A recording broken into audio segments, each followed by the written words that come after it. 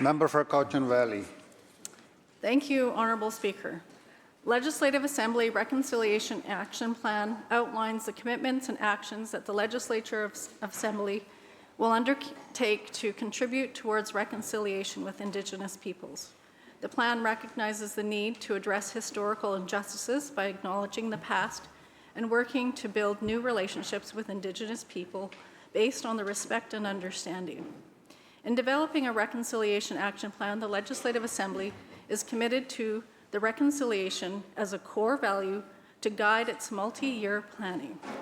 To develop the reconciliation action plan, the Speaker, supported by the Clerk, engaged directly with First Nations communities and leaders to listen and to learn from their perspectives.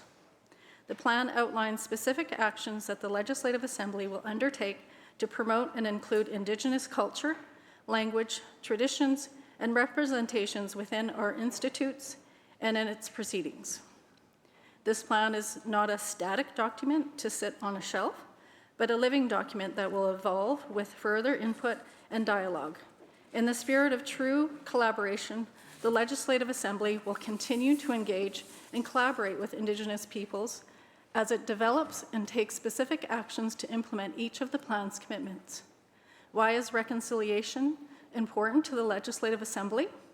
In recent years, people have come to better understand BC's dark history in its relationships with its original inhabitants. Reconciliation with Indigenous peoples is part of our collective responsibility as we seek to better understand and move forward from the history. The Legislative Assembly Reconciliation Plan sets out 5 commitments that will be to focus on our actions to advance a meaningful reconciliation with Indigenous peoples over the next 4 years.